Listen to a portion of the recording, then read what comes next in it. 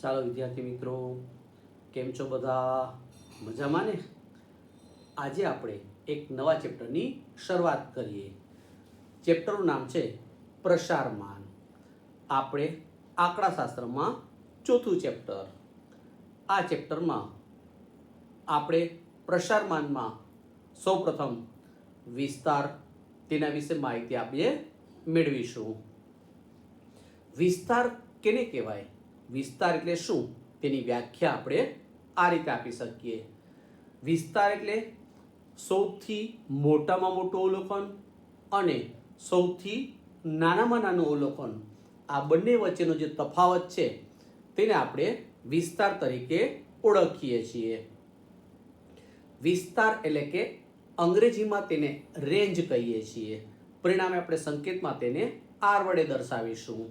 તો આપણે વિસ્તારની વ્યાખ્યા છે જોયા બાદ ત્યારબાદ તેના સૂત્ર જોઈએ.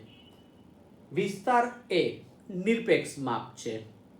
નિરપેક્ષ એટલે કે જે માપ છે તેને એકમમાં દર્શાવવામાં આવે, જેમ કે ગુણમાં, મીટરમાં, સેન્ટીમીટરમાં. તો આવા માપ છે તેને નિરપેક્ષ માપ કહેવાય છે. જે માપ જેને આપણે એકમમાં દર્શાવવામાં આવતા નથી, આવા માપ છે તેને આપણે સાપેક્ષ માપ કહીએ છીએ. વિસ્તારાંક, તો વિસ્તારાંક છે એ સાપેક્ષ માપ છે. તેનું સૂત્ર છે, વિસ્તારનું સૂત્ર R બરાબર XH માઇનસ XL. XH એટલે કે સૌથી મોટું અવલોકન, XL એટલે સૌથી નાનું અવલોકન. વિસ્તારાંકનું સૂત્ર છે R ના છેદમાં XH વત્તા XL, અથવા તો તમે XH ઓછા XL છેદમાં XH વત્તા XL આ રીતે સૂત્ર લખી શકો. હવે આપણે આ વિસ્તારને લગતા દાખલાઓ છે, ખૂબ જ સરળ છે. ઉદાહરણ તમારે 1, 2, 3, 4 આ પ્રકારના દાખલા આપેલા છે. અહીંયા આપણે સ્વાધ્યાય 4.1 છે તેની આપણે સમજૂતી મેળવીએ. રકમ અહીંયા શોર્ટમાં લખીશ, જેથી આપણે બોર્ડમાં સમાઈ શકીએ અને તમને સમજાઈ શકે. ચાલો સ્વાધ્યાય 4.1માં દાખલા નંબર 1 જોઈએ. એક વર્ગના 10 વિદ્યાર્થીઓની ઊંચાઈ છે સેન્ટીમીટરમાં આપેલી છે. 162, 145, 170, 181, 167, 151, 175, 185, 179, 156.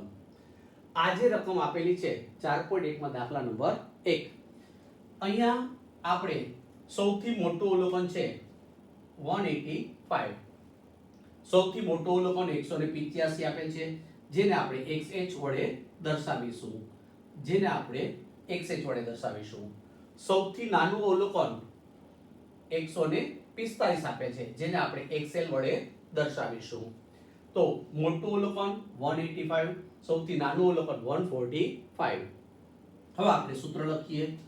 વિસ્તાર શોધવો હોય તો તેનું સૂત્ર છે XH માઇનસ XL, એટલે કે 185 માંથી 145 બાદ કરતા આપણને 40 સેન્ટીમીટર છે તે તેનો વિસ્તાર કહેવાય. અહીંયા નિરપેક્ષ માપ છે, અહીંયા સેન્ટીમીટરમાં આપેલ છે, તેથી એ બાજુમાં આપણે સેમી દર્શાવેલ છે. હવે આપણે વિસ્તારાંક શોધીએ.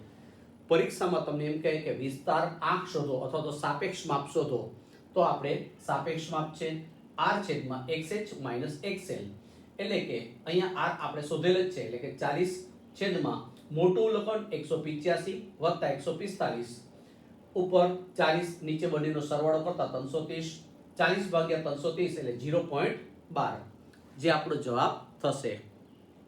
આ પ્રકારના દાખલા ખૂબ જ સરળ છે. હવે આપણે હજી વધારે થોડીક પ્રેક્ટિસ કરી લઈએ. તેના માટે આપણે સ્વાધ્યાય 4.1માં દાખલો બીજો છે, આપણે તે પણ જોઈ લઈએ, જેથી તમને તરત સમજાઈ જાય. રકમ તમને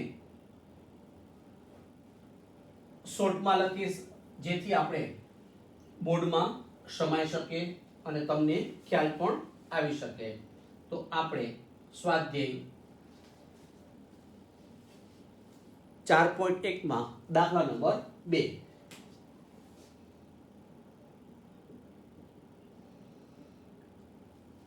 દાખલા નંબર 2 માં અહીં તમને રકમ વાંચી દઉં છું. એક બસ કંપનીની 77 બસો આપેલી છે. બસમાં મુસાફરી કરતા જે મુસાફરો છે તેની સંખ્યા આપેલી છે. આપણે વિસ્તાર અને વિસ્તારનો આંક શોધવાનો છે. મુસાફરોની સંખ્યા આપેલી છે. અહીંયા આપણે આ મુસાફરોની સંખ્યા, મુસાફરની સંખ્યા 2 7 10 18, 2 7 10 18,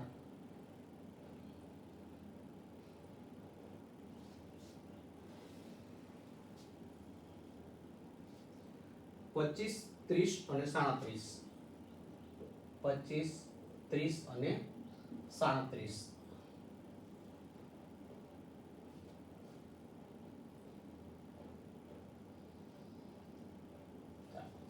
હવે આપણે તેની નીચે રકમમાં આપણને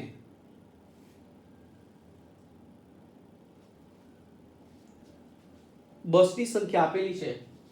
બસની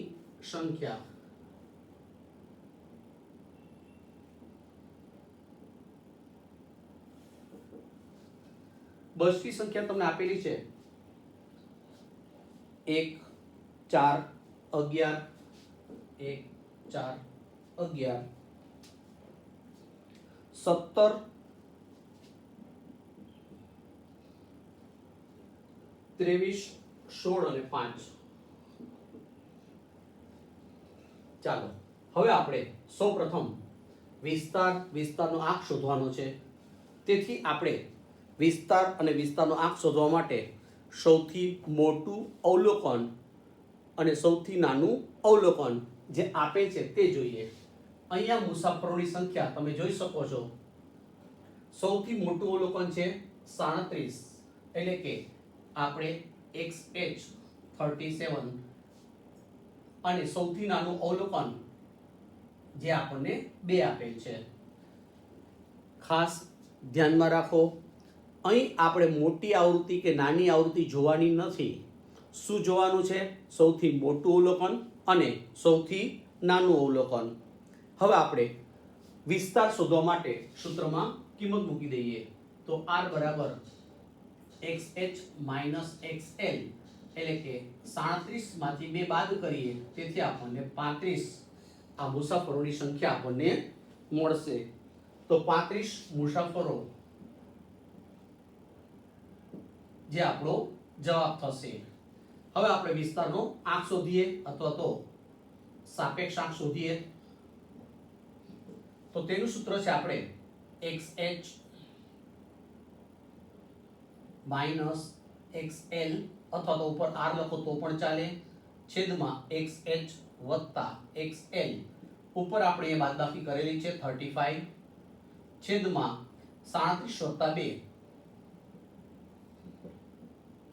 35 ના છેદમાં 39, 35 એને ભાગ્યા આપણે 39 કરવાના થશે, જે આપણને 0.90 મળે છે,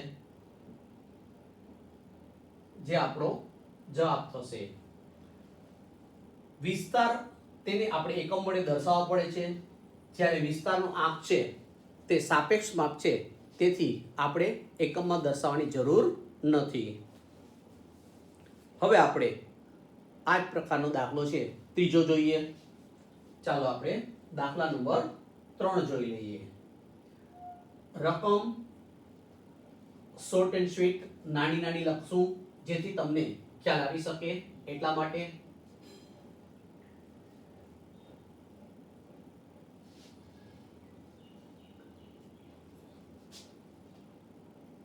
ચાર 4.2 માં દાખલા નંબર 3 જોઈએ. એક શાળાના વિદ્યાર્થીઓ નીચે આપેલ ગુણનું આવૃત્તિ વિતરણ આપેલું છે. આપણે વિસ્તાર અને વિસ્તારનો આંક બંને શોધવાના છે. ગુણ આપેલ છે આપણને. ગુણમાં આપણને 20 થી 30, 30 થી 40, 40 થી 50, 50 થી 60, 60, 70, 70 થી 80. વિદ્યાર્થીઓની સંખ્યા આપેલ છે આપણને 8, 20, 25,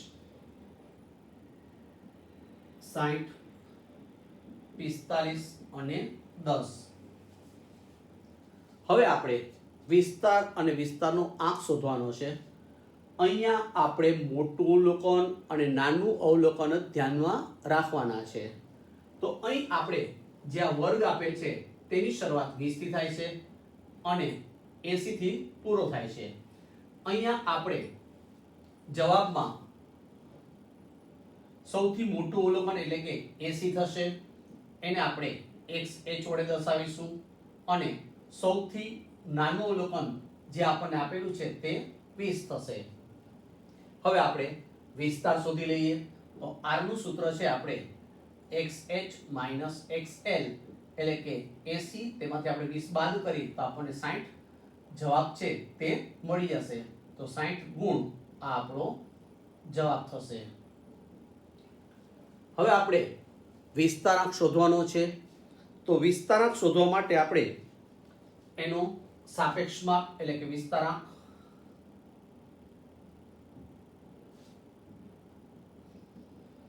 તો તેનું સૂત્ર છે r ના છેદમાં xh વત્તા xl. આમાં કિંમત મૂકીએ તો r એટલે આપણને 60 મળશે, નીચે 80 વત્તા 20, 60 ભાગ્યા 100 એટલે કે 0.60 મળી જશે, જે આપણો જવાબ થશે.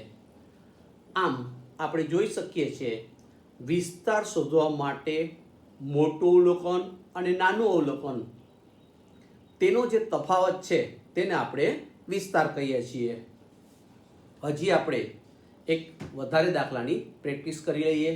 સ્વાધ્યાય 4.2 માં દાખલા નંબર 4. હવે આપણે દાખલા નંબર 4 છે જે આપેલ છે તે ગણી લઈએ. સાવ સરળ દાખલા છે. તમે પણ બાળકો પ્રેક્ટિસ કરશો તો તમને પણ આ દાખલા આવડી જશે. ખૂબ જ સહેલા દાખલા છે. હવે આપણે 4.2 માં ચોથો દાખલો જોઈએ. અહીં એક વિસ્તારમાં આવેલી 80 દુકાનો છે તેની માહિતી આપેલી છે. દૈનિક વકરો આપણને આપેલ છે 5 થી 9.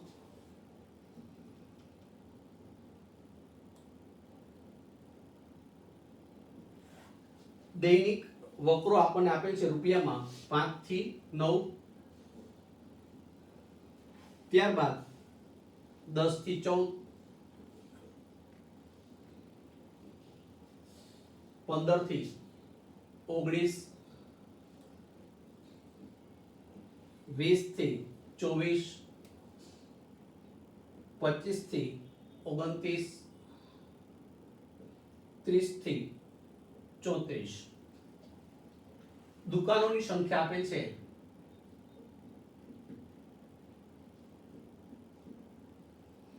દુકાનોની સંખ્યા 11, 20, 17, 13, 12 અને 7.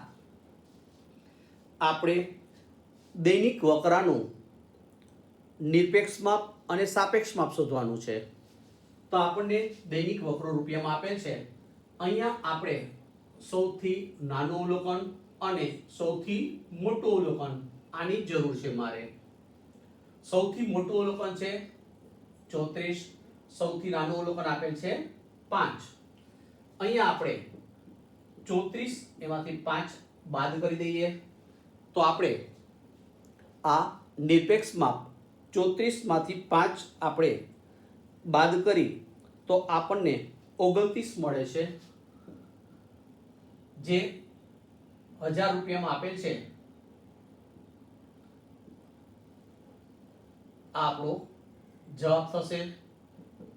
વિસ્તારાંક શોધવા માટે 29 ના છેદમાં 34 પ્લસ 5. 34 માં 5 આપણે ઉમેરી દઈએ એટલે 39 થશે. હવે આપણે કેલ્ક્યુલેટરની મદદ વડે 29 એને ભાગ્યા 39 કરીએ જેથી આપણને 0.74 મળે છે, જે આપણો જવાબ થશે. આ પ્રકારના દાખલા ખૂબ જ સરળ છે. તો આપણે આ વિડીયોમાં વિસ્તાર અને વિસ્તારનો આંક એટલે કે વિસ્તારનું નિરપેક્ષ માપ અને સાપેક્ષ માપ તેની સમજૂતી મેળવી. હવે આપણે સ્વાધ્યાય 4.2માં જે આપણે અગાઉના ચેપ્ટરમાં શીખી ગયા ચતુર્થકો તેના પર આધારિત ચતુર્થક વિચલન અને ચતુર્થક વિચલન આંક તેની માહિતી જોઈશું. ચાલો ફરી મળીએ, ત્યાં સુધી રજા લઈએ. Bye bye.